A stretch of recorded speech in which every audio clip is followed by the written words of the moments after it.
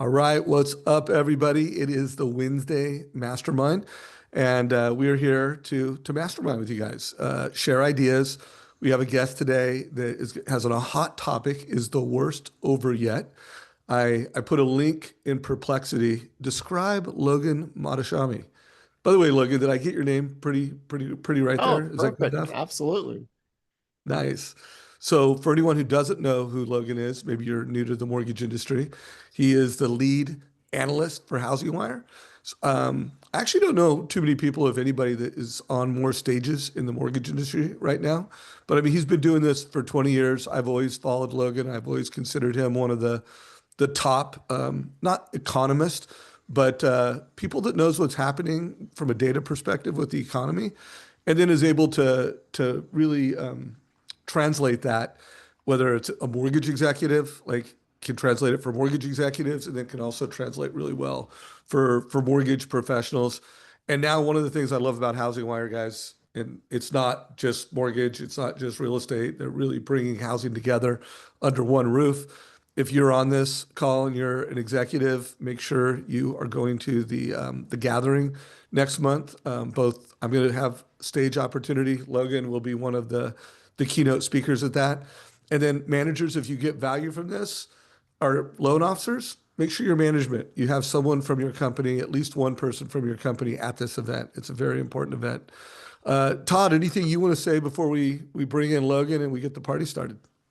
Well, I'm just super excited to hear what's going on. Is the worst over yet? I think this has been probably one of the more frustrating seasons that we've all seen in the mortgage world. And I got a thought for y'all, and this thought is courtesy of Josh Medal. I spent a couple days with Josh last week, and he made a comment that really resonated with me, and I'd love maybe you all to think about this and where you're at. And Josh said, I was frustrated because my mortgage income wasn't where I wanted to be because of the market.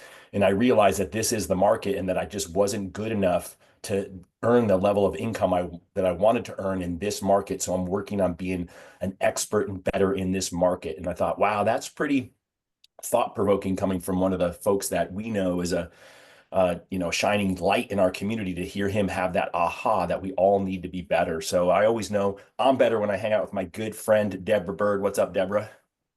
Happy Friday, mid-May. We That's are it. That's all I got.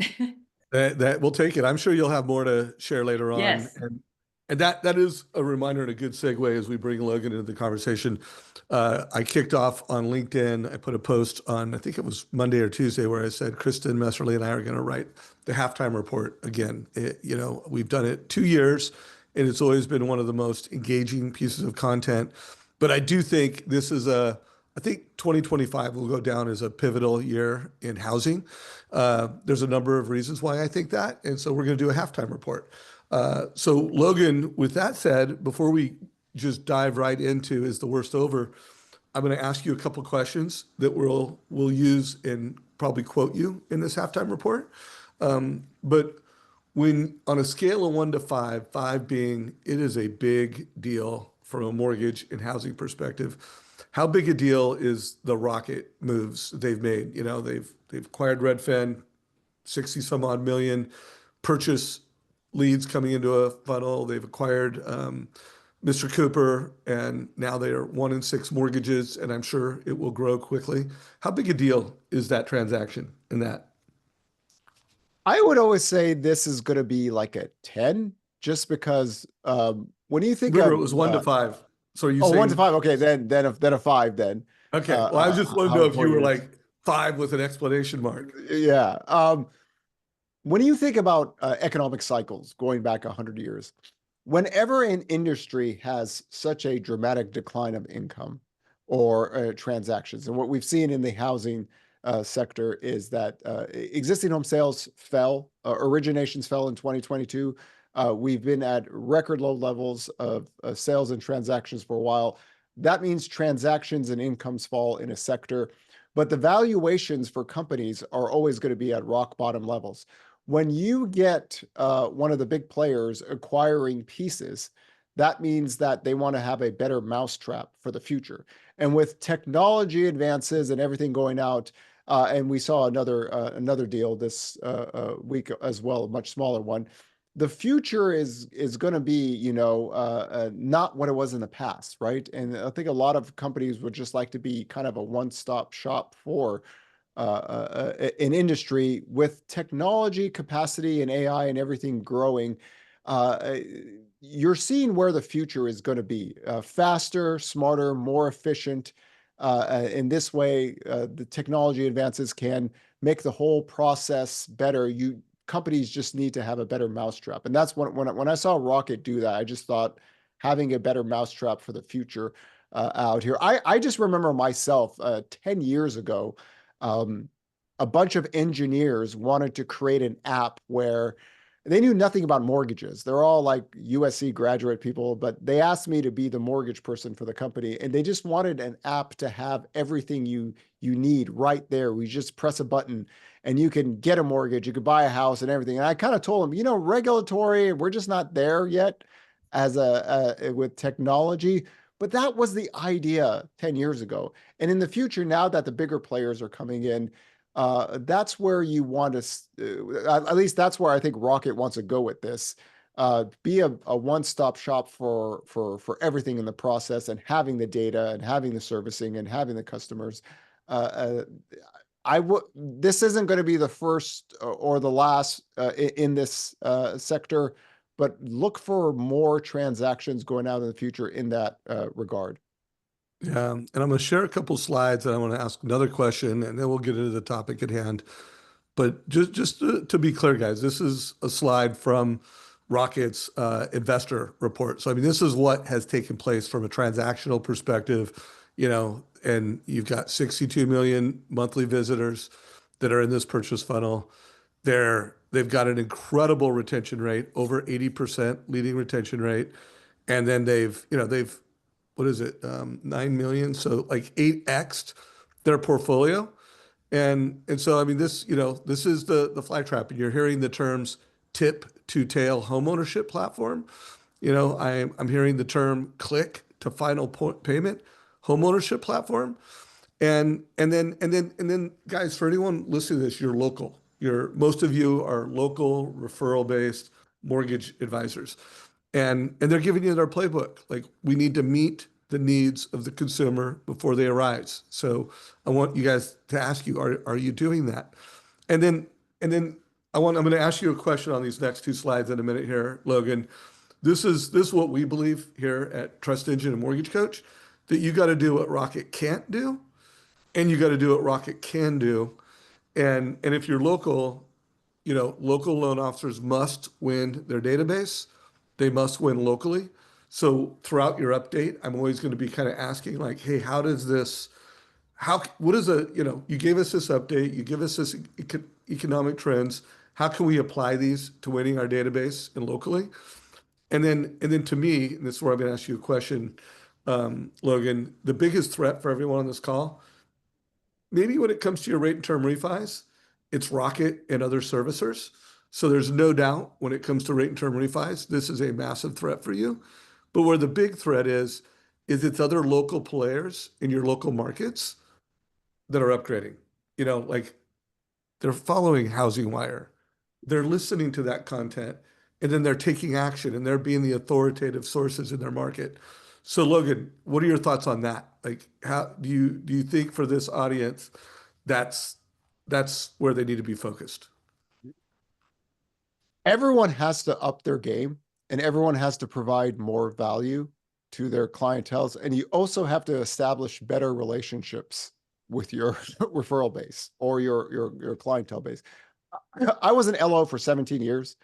I could tell you this, when I started writing about housing economics and doing my social media work, starting in 2010, 2011, almost majority of my new clienteles were just people that saw what I did and wanted to know kind of what's going on.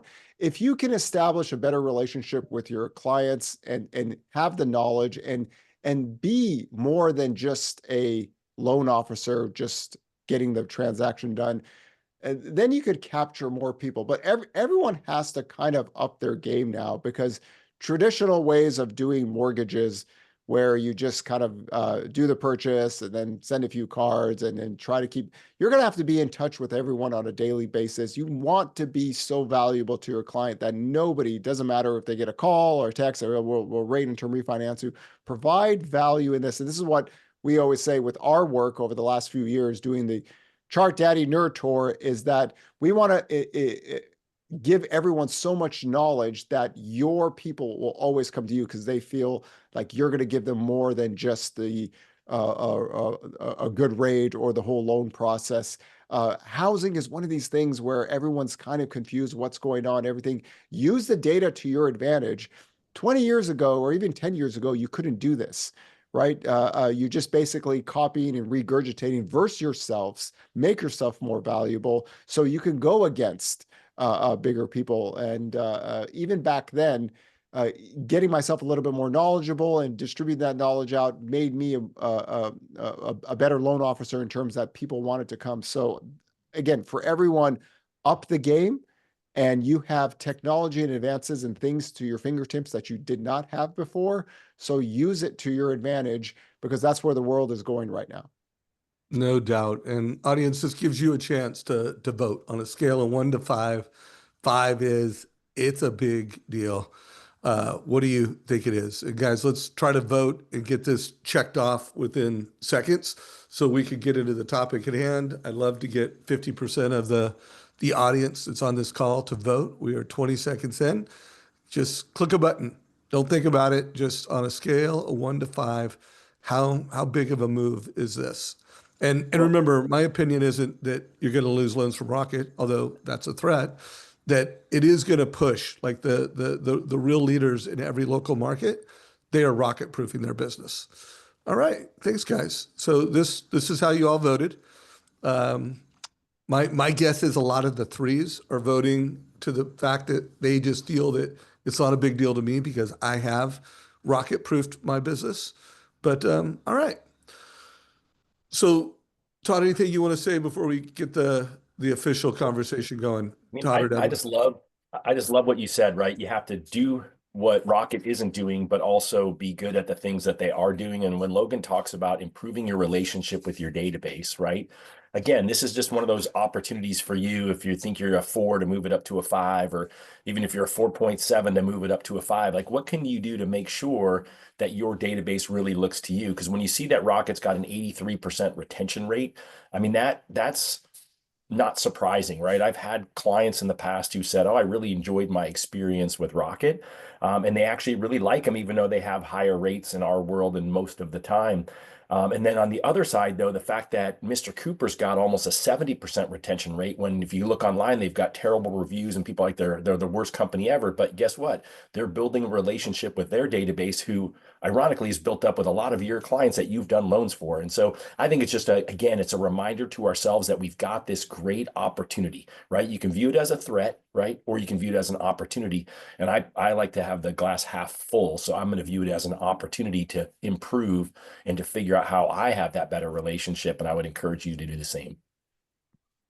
All right. Well, I know one thing, most loan officers, even if they do know the news and they read the news, aren't able to articulate that back in a way that is super on point. So let's get into the topic at hand. You know, Logan, is the worst over for housing right now? If I would have told everyone that it's the middle of May and we just had 15 straight weeks of positive year-over-year growth in purchase application data with rates elevated, with mortgage rates getting near 6%, that wouldn't have been a big surprise. The housing data gets better when mortgage rates head down towards 6%. We haven't been able to stay at that level long enough to make a big material difference. But this year in 2025, this is the truth. Not a lot of people know about it. Not a lot of people like to talk about it. We track housing a little bit differently than everybody. We're live, weekly, fresh. We like to think about forward-looking data, and we take advantage that we have that access to that data. But even with rates elevated near 7%, this is the first year in many years where purchase application data is positive. Now, if you look at the history of economic cycles and housing cycles, what traditionally happens is rates go up, home sales fall down. It has a little lull base. And then after that, rates tend to fall, and then housing demand picks up, and not just pick up for 1 year, it picks up for years. And when I look at this housing cycle, of course, I never look back to 2008 because much different housing market. But I always like to compare this market to the 1980s and late 70s. Not a lot of people know this, but in the late 70s, even with double-digit mortgage rates, home prices actually rose faster from 1977 to 1979, more than what we saw in COVID from 2020 to 2022. We had 18% mortgage rates. Housing was more unaffordable back then. We had 2 recessions, much more inventory, worse credit data, less workers. But when mortgage rates fell 2.5%, plus housing data started to pick up. It eventually fell down 5% and housing home sales went vertical. What we're seeing right now this year with housing demand is even with elevated rates, it's picking up because every year that goes on, households form, wages grow, dual household incomes come in, married couples. We've created millions of jobs over the last 4 years. When you're working from such low levels, it doesn't take much to move the needle. All you need is the mortgage rate factor to kick it into other gear. But even without mortgage rates getting near 6%, 15 straight weeks of year-over-year growth in purchase application data. The last 2 weeks, the seasonal peak periods, both had double digits. So the next variable is that if the Fed keeps on cutting rates, if the mortgage spreads get better, just getting now to near 6%, everybody who's listening can do more purchase business. The rate and term refinances have been somewhat taken away with the move we saw last year. But again, we have a lot of factors that are not in the favor of the mortgage industry, but even with that, it's not like sales are crashing anymore.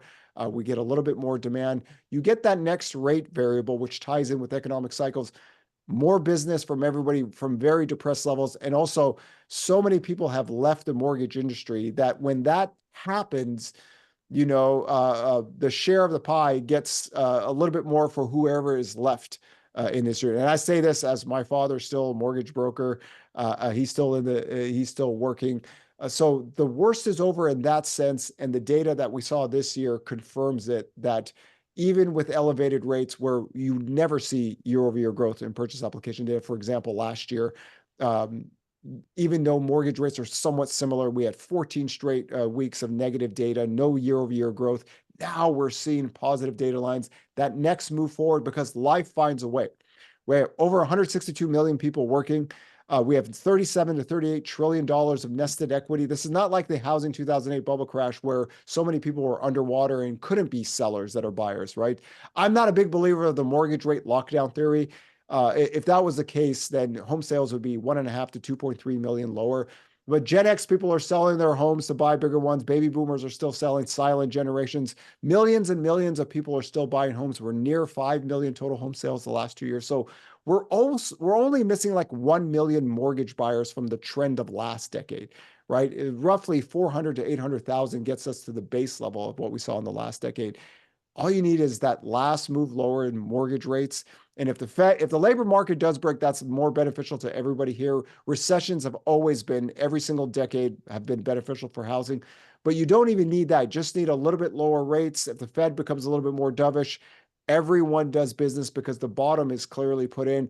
But the best part about 2025 and 2024 that I see is that inventory is growing, right? We're not back to normal levels. If you want to take the NARs, 2 to 2.5 million active listing is normal. We're at 1.33, but higher inventory, slower price growth, benefit for anyone listening. If inventory didn't grow and prices were still rising at an unhealthy rate, affordability gets hit even harder, less business for everyone. But we're getting a much healthier housing market in the existing home sales market in 2024 and 2025. So the worst is over in that construct. And this year's data shows it, which a lot of people are surprised that we've had 15 straight weeks of positive year-over-year growth. It has been a while since I've said that.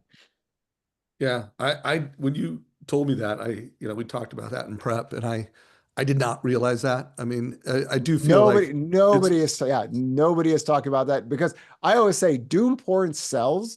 And a lot of people like to talk about one home that was bought in 2022 in Florida or home prices crashing. But again, if you look at the history of nominal home prices going back to post-World War II era, if you take 2007-11 out of the equation, We actually never had a year where home prices fell 1%. Most of the year has been positive. 1990 was 0.7% decline. 1991 was 0.2. But again, we live in a society with social media. If you want to get attention, you do doom porn. If you want to do macroeconomic work, it's not that fun. I try to make it as fun and as entertaining as a chart daddy can, but there's limits to my thing. But my job is to basically teach everyone housing economics so you can talk to your clients. And that's been the beneficial thing that I've seen in the last 2 years with the Nurture. The way we present data is so simple to understand, but if you relate that to your clients, right? So realtors have come to me like, my clients never knew the data and they go, wow, it's not housing 2008. I feel much better. That's the job of a loan officer that can do, because you have access to data. Like 2000 years ago, you'd have to send like ships and horses with a piece of paper to go to another country to say the Spanish Armada's coming. And by the time you get the news, it's too late. You don't have that excuse anymore. Everyone has access to data to become a more influential or more an educated loan officer, teach clients what's going on, because millions and millions of people are buying homes still. We are at historically low levels of existing home sales, but if history has proved itself to right, the next move is higher. It's not lower. And even with property taxes, insurance, and elevated rates and everything, mortgage demand is slightly up higher. It's nothing spectacular. It's nothing big, but it's the untold story of 2025, because you can't really doom porn 15 straight weeks of positive year-over-year growth in purchase application data. Deborah, anything you want to ask or put a plus sign on? Well, first of all, that goes hand in hand with my coaching video today, where I'm using the NFL schedule release as a way to create edutainment with what could be boring of just a schedule. But every NFL team, regardless if you like football, they all come up with their own creative idea of how they display and present that data. So between Mortgage Coach helping you look like a pro in your presentation of data, and then if you follow Logan, I like to follow him on Twitter because that's where you see a lot of Twitter wars going back and forth.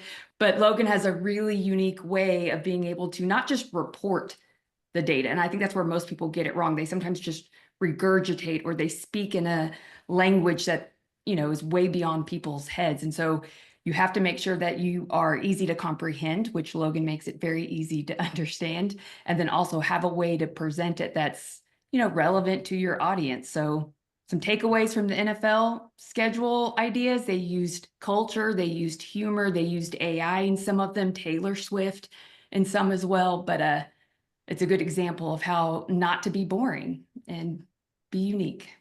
My daughter told me I would Yes. not understand what the Philadelphia Eagles did because it was a TikTok trend, but I'm glad she explained it to me. But I love that. I think you're totally spot on, Deborah. That's why you're our social media guru.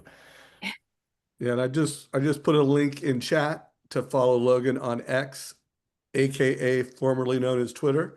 So check that out. He's active on all channels. Make sure you follow him on Instagram, wherever you do social.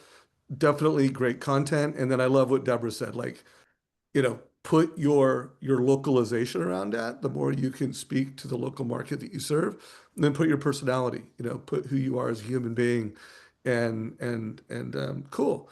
So Logan, in the interviews that I've been doing and a lot of guests, I've seen, and I don't have the data to support it, but I've been hearing about a lot of first-time sellers, where mortgage professionals and real estate professionals are coming together, and they're helping first-time sellers move up.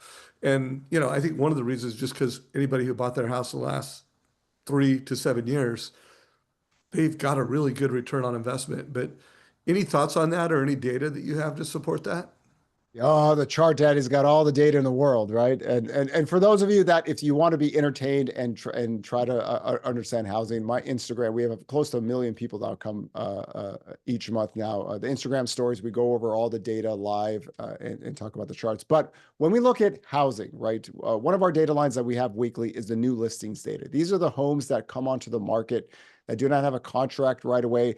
2023 and 2024 were the lowest new listings data ever recorded in history, right? So it isn't shocking that existing home sales, if you adjust it to the workforce and the household formation, it was the lowest sales ever. This year, though, new listings data is getting back almost to a level that we saw back in the previous decade. Seasonal housing data is very seasonal, but we usually get about 80 to 110,000 new listings data in May and June.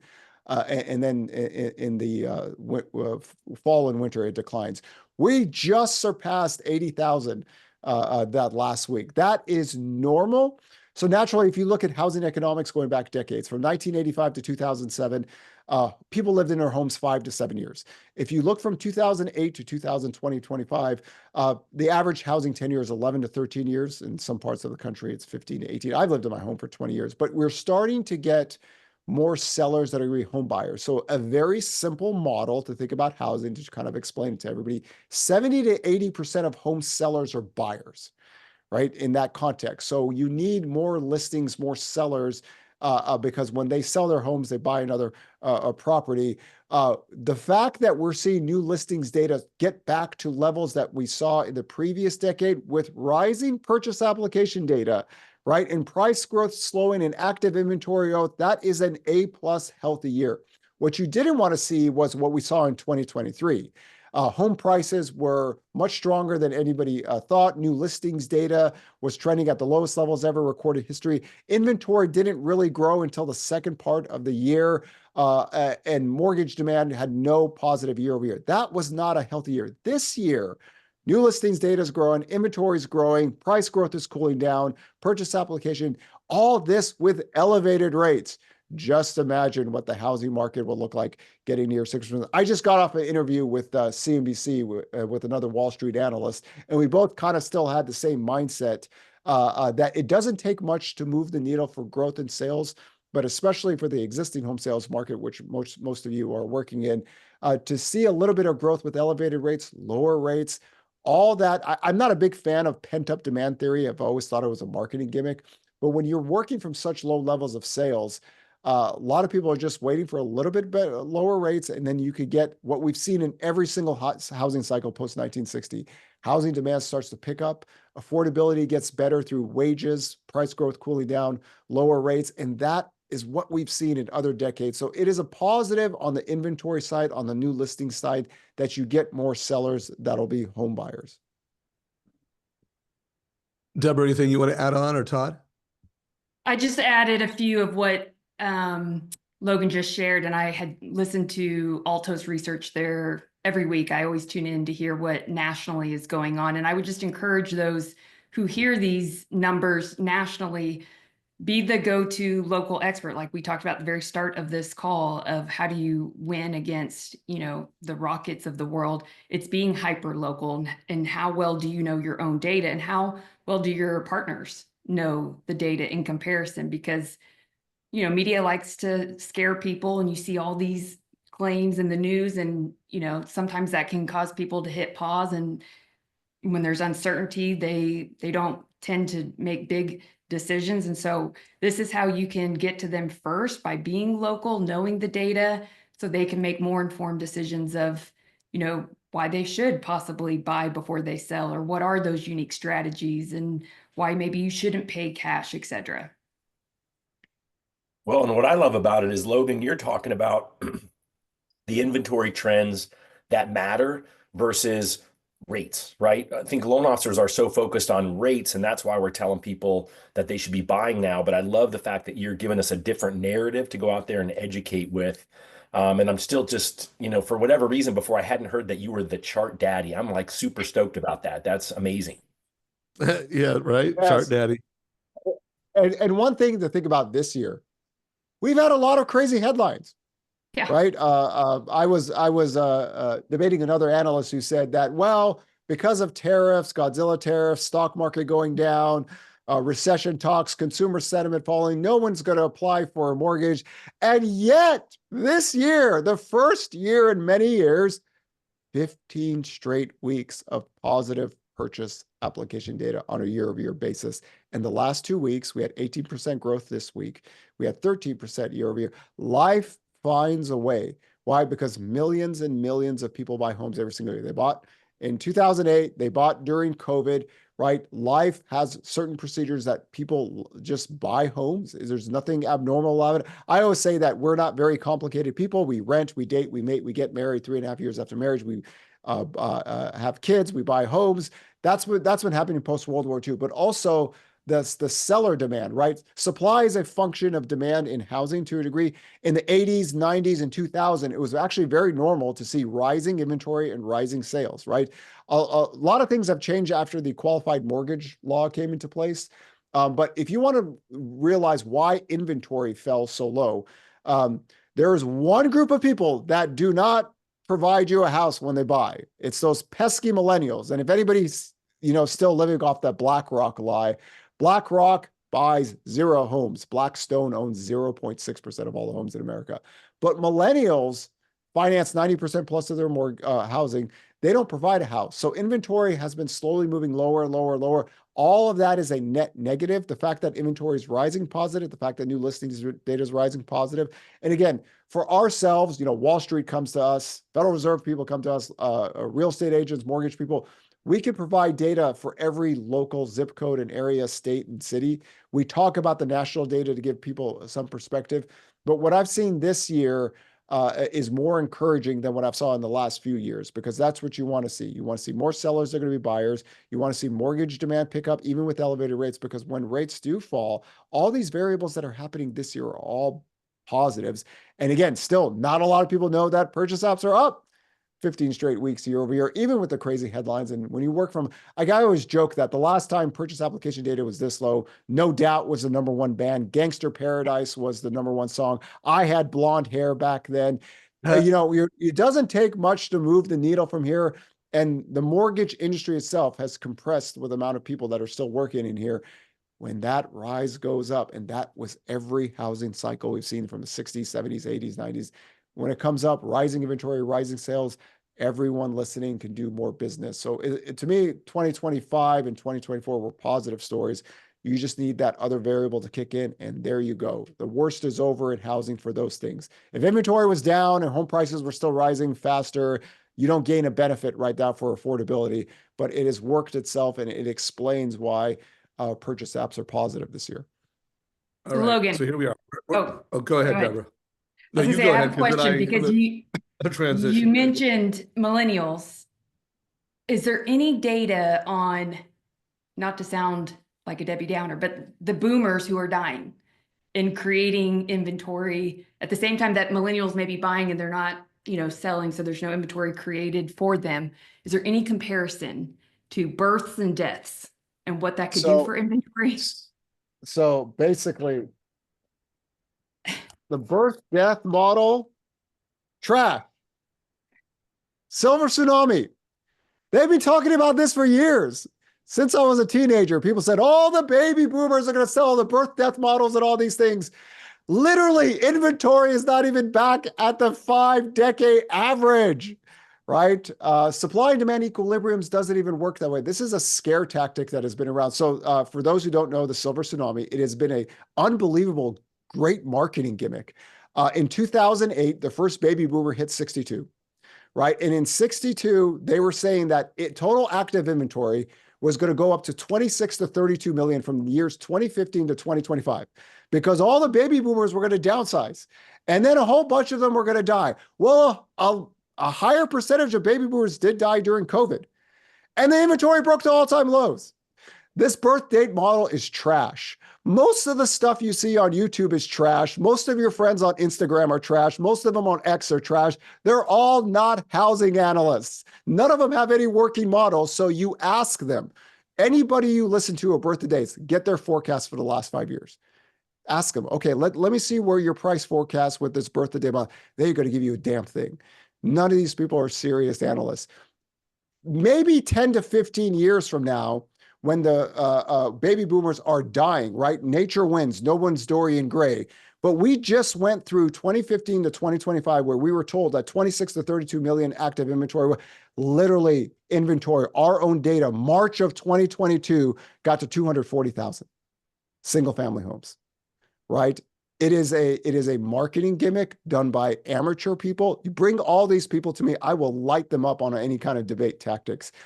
Active inventory has to go to a certain percentage of growth from new listings. Let me give you guys a good example. 2008 to 2012, the new listings data that I talk about all the time, We'll be the first people in America to see it first. Remember all that Airbnb crash, birthday data, all that? Literally new listings data is trending at the lowest levels ever recorded in history. We're not even back to normal yet. But back then, 250,000 to 400,000 per week for 4 years. We're just trying to get over 80,000, which would be normal. So if there was any birth to date model, you would see it in the new listings data out here. And even with the fourth calendar year of the lowest home sales, even with baby boomers dying during COVID at a higher percentage rates, even with the baby boomers being technically the number one buyer now on a percentage basis just for this year and in 2022, active inventory is not even at the 5-decade average. It's a trash model by amateur rookie people that have no business talking about housing economics. I will light every single one of them up in a live debate. Hopefully that answers your questions. So glad I How do asked. you really feel, Logan? Yeah. They're scrubs. They're all scrubs. They're all amateur. Scrub is the Doomsday guy that can't get scrubs. no love from me. Sorry. carry on. All right. So guys, we are a little over halfway point. Give us a little reaction in Zoom. Let us know what you think of this call. I particularly love that rant. So let's do this. Second half of the call, I want to get tactical and I want to apply what I said. Like if you're on this call and you're part of this community, mortgage coaches, I want you to win. I want you to rocket proof your business and I want you to gain market share. That means you need to win your database and you need to win locally. So one of the strategies, and Logan, we're going to play a little clip from a previous guest we had on this call, just like a minute. It's a script on how to create opportunities. Remember, Logan said we're like a million short. And here's what I'm saying to you guys. Like, if you look at Rocket, they're going to be anticipating the needs of consumers. So that's what you need to do. You need to reach into your database. Hopefully you're using data solutions like Trust Engine, but you know who is eligible and who qualifies. Maybe not perfectly, but like, hey, if someone bought a home 3 to 7 years ago, there's a good chance that they have a lot of equity and that they got a good return on investment. And so here's a strategy, here's a script. And then Logan, after we play this clip, be ready to like share some tactics. Like, hey, you could use this chart. Make sure we tell them how they could be using I always forget the name, Altos resource. How Altos could be a resource for this. So here's a clip. And Logan, just so you know, this is the number one producer in Sonoma County. He's got the biggest market share, typically $100 million producer. The next 3 loan officers in Sonoma County are with Redwood Credit Union, so they've got the great rate. But here's how Jeremy, who's doing about $9 million a month in production, half of that is coming from first-time sellers. And this is what he's teaching realtors to do, and this is what he's doing. So here we go. You need to know what they purchased the house for, okay? And you need to know what it's worth now in the minimum, your CMA, your current market analysis. If you want to go real pro, you know what they bought it for, what the value is, and what their down payment was, okay? So there are 2 different scenarios. The one with the know what their down payment is, that would be like a past customer and have them call you, the lender who did the loan, or get that information from the lender that did the loan. Okay, so here's what the script sounds like. It's like, hey, Dave, it's Jeremy Forcier with a CMA real estate company. How are you? How have you been, etc. Listen, I was doing a review of people that have like done really, really well on their home purchase, and you were one of them. So when I look at it, you bought this house for $500,000, 5 years ago, and it's currently worth $750,000. That's a 50% return, like on your investment. Over time, you've made $250,000 like in equity. And when I look at like what you put down as far as a down payment, it says that you only put down $100,000 on this, and it's gone up 2.5 times. So you have literally made 2.5 times on that investment just over a 5-year period. Like, I'm so happy that we could have helped you with that. Hey, let me ask you this. Are you interested in creating more wealth with a bigger asset? Like, if you bought a house that was worth a little bit more, you could just do this again and keep creating more wealth faster. Is that interesting to you? So now remember, guys, you need to be able to help people with problems. Like some of these people need to buy before they sell. So you need to be able to show them, hey, you get a bridge loan and then we could refinance it. And then when rates come down again, we could refinance it again. Like, you need to be able to tell strategies like this. you need to be able to show people like, hey, I know you got a 3 or 4%. What do you think appreciation rates are going to be? And again, use their numbers. You're not selling them, you're helping them make informed decisions. You need to be able to show them creative strategies, seller subsidy strategies. Like, hey, you could buy now, yeah, if you reduce the price, this is what it would look like. But if the seller subsidized your payment, this is what it would look like. And we can always refinance when rates come down. So you need to do things. So I'm going to kind of ask you two questions on this and then unpack it so that we kind of add on to it from a HousingWire perspective, Logan. So first of all, what do you think about mortgage and real estate professionals instead of waiting for the phone to ring to get on the offense and be calling their data and having conversations like this? What are your thoughts? So you need to target the right demographic group. I always joke that there's so much fighting between millennials and baby boomers, right? But the one predominantly high percentage home buyer in America are Gen X, right? And we still have our AOL accounts. We don't need safe places. We do things differently, but we are in the right age group to be home sellers that are going to be buyers, right? Every demographic age is buying a little bit later in life. But the Gen X are actually been a very consistent home buyer in the last few years, and even this year, because they're in the right group to sell their homes to buy something bigger, right? If decades ago we got married earlier, we had kids earlier, but now millennials are getting married and having kids in their 30s. But the Gen Xers at this point are those who are going to be sellers that are going to be buyers. Find that target group in your area. Find that, did they buy a smaller home? Do they need a bigger home?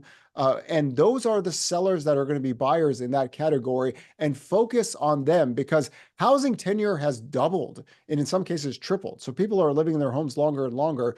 But if you could identify for hypothetical, a Gen X homeowner that bought something maybe a smaller and they have kids, that's your target. What we do with our data lines, active inventory, new listings, pending price counts, all this stuff gives you a take of what your marketplace is doing right at this moment. But if you want to target potential sellers that are going to be buyers, Gen X is your crew. Now, baby boomers downsize every single year, right? They are technically in 2022 and 2024, they were the highest percentage home buyers, a little bit higher than millennials and Gen Z. But Gen X is the right demographic group to be home sellers, are going to be buyers. That's 70 to 80%. Focus on that group in your area. And then you have a data pool buyer that's in there. And again, $37 to $38 trillion of nested equity out there. 40% of homes in America don't have a mortgage, but the loan to values for those that do is like 47%. So you have a lot of people that have bought homes from 2012 all the way to 2020 that would be in the Gen X pack that are sitting there with tons of equity. And if they're needing to move, that's the target you want to go, because that's the data pool that we've seen that are sellers that are buyers. What else so one, Logan takeaway is put a higher value on Gen X. Any thoughts in terms of either slides that you post that should be part of that? Remember, we want to have a conversation where we want to get that buyer. Again, we don't want to sell them. We just want to help them make an informed decision. And then you guys also have a local solution called Altos Research. If a loan officer was to execute this, is there a way that they should be using Altos? Is there a way they should be using your content? Any other actions? So what Wall Street and real estate investors and real estate agents and loan officers do with our data, we take a local area, right? And what we show is active inventory, new listings, price cut percentage. We give the seller or buyer a live, fresh feed of data weekly. The NAR reports are 2 months old. The Case-Shiller Index is 3 months old. That data line given to your clients gives that seller that is going to be a buyer an attitude about, hey, listen, this is what the marketplace is doing this week. Don't wait 2 months out. And then it gives them an information of, okay, well, inventory's up. Okay, new listings data is active, inventory's up, price growth. I have a lot of nested equity. I need to move. That data line is fresh, and it gives your seller or buyer a better idea of what is going on in the marketplace. Are price cuts percentage increasing in my area? Do I have more buying power? Okay, even if I'm a seller, I'm going to have a little bit more buying power because that seller most likely has a lot of nested equity. So how do we have like 5 million near total home sales? There's a lot of equity out there. So the affordability crisis does not matter to the home buyer that is right here, especially that seller. So our job with our data lines, especially when we localize it, is we give everyone the live feed of how, is it a hot market? Does a seller really need to get more active in terms of putting a good offer into a price? Or is it weaker in the area that you have the luxury of when you eventually sell your house that you don't need to overbid for a house? We provide that information live in a very easy, understandable way for loan officers, real estate agents, real estate investors, even Wall Street take our stuff, but we can localize it to each neighborhood, each data lines. We present it in a national base to give everyone an idea of what's going on nationally, but we can do it in a local environment as well. And remember, guys, you got to do what Rocket can do and what Rocket can't do. And those mortgage professionals, they're not local like you. So having that local data, having that local perspective, broadcasting this to Rocket your bought database. Redfin for one reason. Yeah. Rocket bought Redfin for one reason. They wanted their data. And we always say that we believe we're the most prolific housing data trackers on earth. And we don't think Redfin can go head to head with us even, but everyone can have access to this. Everyone can have access to what Rocket has since they bought Redfin. There is no barrier here to data. We give it to everyone out there, and you have the ability to do what Rocket can do, but in a little bit more prolific fashion with breaking down to zip codes as well. So guys, there you have it, man. Mortgage Coach Next Gen. I will post this live call. I will insert a little 2-minute, like how to better execute this. Also, I just noticed we have Hope Berman, an industry coach, who's also a First Home IQ guide. She's like, what is the target group in your market? Great insight, great strategy. That wins. Love it. Love it, Hope. And by the way, everybody, we're going into the fourth quarter now. If you have questions for Logan, you better get them in chat because we're going to run out of time soon. Todd, anything you have to add to this, or Deborah? Looks like Deborah and I Todd's are looking sleeping. at each other. Who's going to go? Who's going to go? Go ahead. Ladies first. So I put in the chat that the age group for those who may be uncertain of the Gen X group is 45 to 59 years old. And immediately I started to think about, okay, what's going on in their world at this point in time? And what are some of the messages that could really reach them in a non-rocket, just logical way? Like, how do we get to their emotions? And a lot of the Gen Xers, they're the most diverse group. They typically have the highest amount of income coming in. They've usually paid off a lot of their student loans, and they're sitting on tremendous amount of equity while probably starting to think about, kids are leaving the nest. Maybe some are coming back in. Maybe they could leverage some of that equity to help those kids buy their first home if you had those conversations with them. And a lot of them could be thinking of just, their future. Are we in our forever home? And is now the time to cash in on the family home and start to make that transition to, a stable and secure retirement kind of post raising the kid or kids lifestyle. So I'm big of always looking at one, not only what's your data from a demographic, standpoint, but also the psychographics. What are they're usually time poor. Like what are the things that drive them and what's going on in their world so that we can be a little more intentional with the conversations that we're having with them. Also, remember, multi-generation housing has been growing on a percentage basis for years now. And that would technically also be a Gen X buyer where, you need something for your kids and you need something for your parents as well. Obviously, elderly care is very expensive. And obviously, after COVID, a lot of elderly people do not want to be in those areas as well. So one of the reasons why you've seen a little bit more stronger growth in multi-generation housing. Home is where the heart is. Right. And if you, it's actually cheaper in a sense to either buy or add on ADU, something like that to add an additional family member. And that's one of the things that we've seen over the past few years that multi-generation housing has been picking up. And that is something where a Gen X person can fit into that category. I just think it's, great hour that you are all investing in here, whether you're watching this live or whether you're watching the recording, and just think about what strategies that you can put into place. I'm still really intrigued by Jeremy's first-time home seller conversation. I've seen other loan officers out there teaching it. If you haven't checked out Modern Mortgage IQ, check it out, Dave. I think we recently did a full guided experience where Jeremy really digs into that. Is that correct? Yeah, there is in the Modern Mortgage IQ, just how to integrate that into a sales meeting. Of course, these YouTube videos are for you, but if you are not in Modern Mortgage IQ, someone will put a little link to get a 10-day free trial, and there is some content there for both loan officers and managers. Yeah, I've really doubled down on my teaching to real estate agent teams, groups, brokerages, and I've really found that there's just valuable content in there for me to play a video from a past modern real estate summit and then have that be the basis to stoke the conversation that we have for the next 15 minutes to hour. And so there's just a lot of opportunity in there, I think, from a loan officer to real estate agent opportunity. And then Dave, as you always talk about, right, as a branch manager or, producing LO, there's just so many unique experiences that we've cultivated by the members that of this community. You've created these guided experiences that aren't anywhere else, on any other platform that we have, where they really walk you through a strategy that they're using that's working for them. And so it's just great to bring to you yourself to put into action, or if you're a leader of some kind, to bring to your team to get them rolling. Yeah, well, for guys, we want you to be future proof. So I think Deborah shared the assessment where you could take a free assessment, and then it looks like Paul shared a 10-day free trial. So check that out.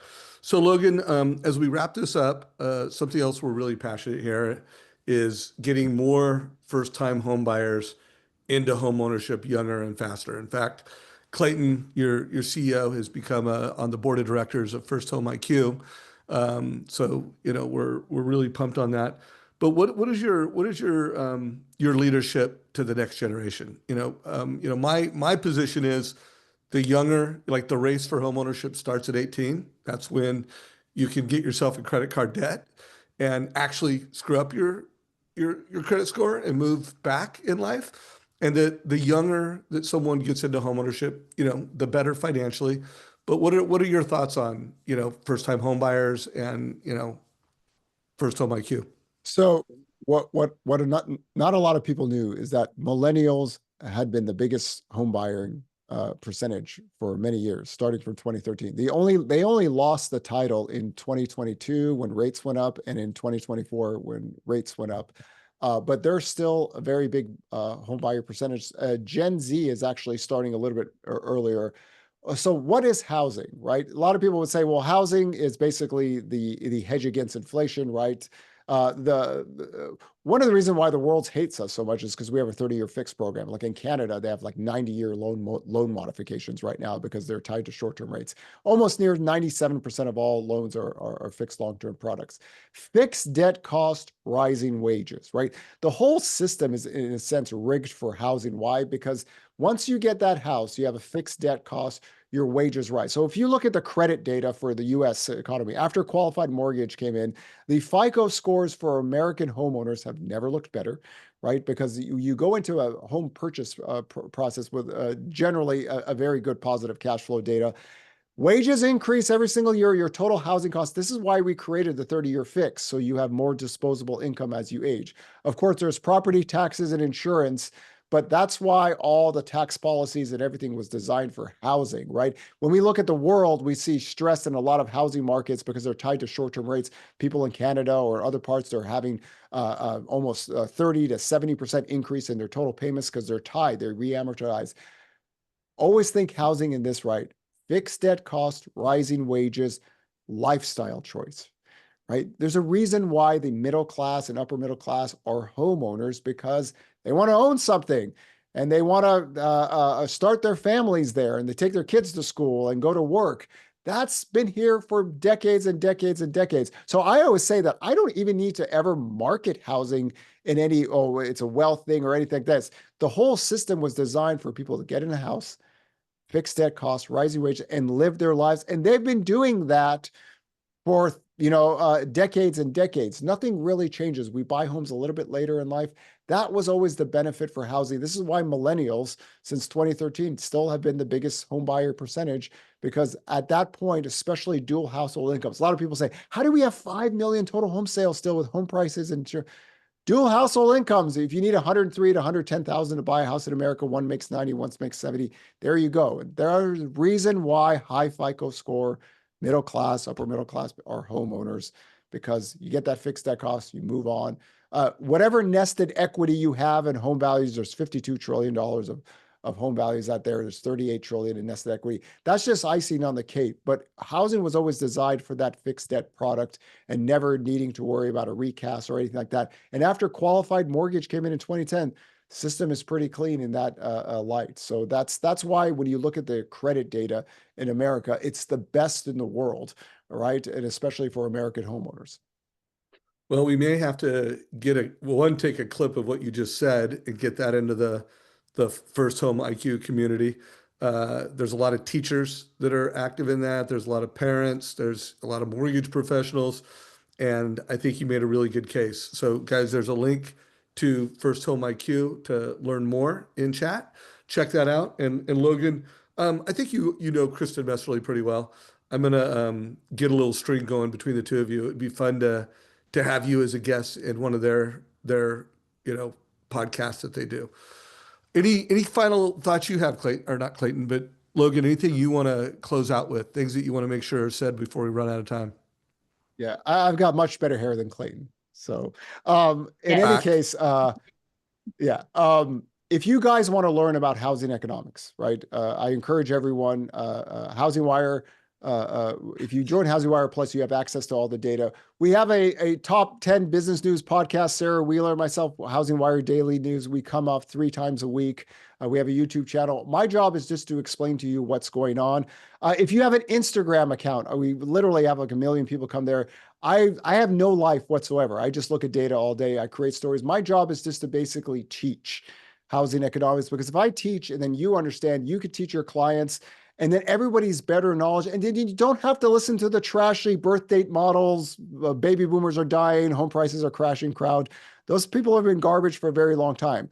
The best antidote for fear is data. And our job is to show the data, make it fun, make it understandable, because if you know it and then you can teach your clients, that's been our best response that we've had in the last 2 to 3 years, especially during the NER tour. Is that people come back and go, oh my God, I never knew the data. I never saw this. My clients never saw this. And then knowledge is power. And then you don't have to listen to the doom porn crowd ever again, because they've been trashed since the Peloponnesian War. Love it. Deborah, any closing thoughts on your part? Just, could you spit out data like Logan does when you have clients that are uncertain because they've heard something, whether it was on social media or on the news, and it caused a little uncertainty for them? Are you able to spit out your local numbers in the data as well as, and as passionately as Logan did? Because that's what they need so that they can trust you and you can be their guide. So again, just echoing the data over drama, and make sure you're studying your game, guys, because we know we've got to be better to do what the Rocket Mortgages of the world can't do. So Todd, I'm going to say a thing and then have you close it out, Todd. So guys, write down that quote. The best antidote to fear is data. But instead of take the word fear out, sales, clarity. And at the end of the day, that is the biggest thing holding people back that qualify to move up and they want to move up, or they're renting and they qualify. It's fear, it's uncertainty, it's lack of clarity. And this is the master skill. They have the data, they know how to present the data, and they know how to, call it speed to certainty. They know how to get consumers clear. So take note of that. Todd, close us out, win by noon style. You stole my quote. The best antidote for fear is data. I do your love that. version Like of it. that was there was a couple quotes I've highlighted here, but I really dig that. I just want to throw something out there. I went to a a mastermind of entrepreneurs last night. I meet up 35 people there. And they're like, well, what do you do? And I'm like, oh, I'm in the mortgage business. And they're like, all right, next. They don't want to talk to me, right? But then I say, you know what? I've co-founded this nonprofit called First Home IQ, where myself and about, over 160 different ambassadors, primarily in the mortgage business, go into high schools and colleges and teach financial literacy. And then everyone's eyes light up, their eyes start shaking, they totally engage and whenever I get to that point in my pitch, as you introduce yourself in a room like that. And so I just want to encourage you to think about how it differentiates you if you become involved in something that is something everybody knows they need, but isn't out there. And it's just a super easy way for you to get involved. And we would just love to have you on that journey with us. I also threw a quick link in here. If you've been following my walk and talks on Instagram, on social media, that Deb and her team over at Plug and Play post up for me. Thank you, Deb. I'm really focused on helping you all figure out how to build passive income. I've talked to too many loan officers right now who are selling their houses, selling their watches, and just not in the financial position they want to be in. And so I'm going to doing a webinar next Monday for a group of realtors that they asked me to do on my wealth stack. And so I decided I'll teach that in the mortgage world as well. So I'd love you to join me. I just threw a link in there. I'm teaching it on Tuesday at 11 a.m. Pacific. So if you're interested in learning what I'm super passionate about in that world and what I'm doing, ironically, with a big group of real estate agents, I'm going to share it there online next Tuesday. So I'd love you to join me there as well. But Logan, great seeing you. That was just huge value for our community. So super glad you were able to make the time after hanging out with the CNBC folks, the cool people on Wall Street, to hang out with us here in the Mortgage Coach Trust Engine Plug and Play Win by Noon communities. All right, guys. So if you have not subscribed to our YouTube channel, subscribe today. If you have not subscribed to HousingWire's podcasts, guys, subscribe today. Hopefully you got value. I put a link to everything that we talked about. If you're watching this on our YouTube video, down in show notes, you'll have links to everything. Make sure you're following savageinsights.com. That is my webpage where whatever I'm doing next is there. Make sure you subscribe to the mobile club, Savage Insiders. There's a number. You can just put in a phone number, say, sign me up and be part of that club. Logan, you the man, bro. Appreciate you. Pleasure. And, Pleasure.